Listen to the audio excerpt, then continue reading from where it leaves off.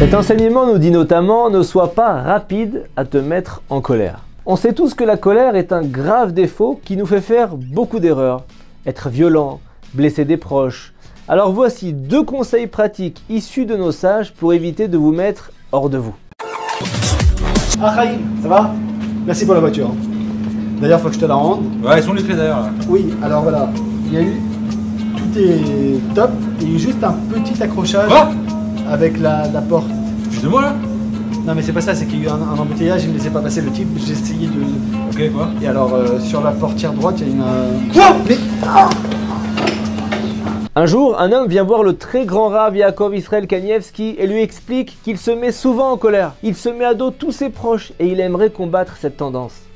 Bizarrement, le Rav, ce saint homme collé au texte de la Torah jour et nuit, lui demande s'il est d'accord de le regarder fixement pendant 5 minutes sans s'interrompre, quoi qu'il arrive. L'homme intrigué accepte et puis le Rav se met à faire des grimaces tout aussi horribles les unes que les autres et l'homme ne cesse de le regarder comme il l'a promis. Et à un moment, il n'arrive plus à supporter de voir ces expressions si ridicules sur le visage de ce grand homme.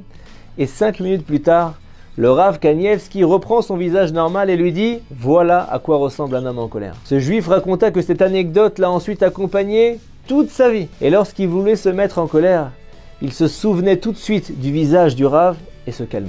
Le premier conseil, c'est donc l'effet miroir ou alors l'effet selfie. Pour prendre conscience de votre colère, regardez un petit peu votre visage et ça devrait stopper votre élan fougueux. Deuxième conseil pratique et qui marche presque à 100%. Dès que vous sentez que vous allez vous emporter, imaginez qu'une personne importante pour vous et que vous n'aimeriez pas décevoir, comme votre Rav, votre patron, se trouve près de vous à ce moment-là. Vous allez rapidement changer de ton. Tu sais, je voulais te dire... Vas-y, ne me parle pas, ne me parle pas. Non, mais ok, je voulais juste te dire pour la voiture, je t'ai dit la portière, mais tu sais, et vraiment, il est rentré dedans, quoi. Il y a aussi le rétro et un peu... Quoi? Et un peu le pare-choc. Mais... Souviens-toi, regarde un peu ta tête dans le miroir, ça va te calmer. C'est vrai que t'as dit chelou.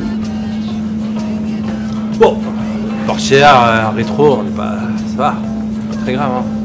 C'est ce que je te disais. Ouais. Tu sais qu'en tout cas, je suis content que tu le prennes bien. Ouais, c'est du passé, hein. Ah mais quand même, le châssis, c'est pas évident. Quoi? Le châssis? Je t'ai pas dit?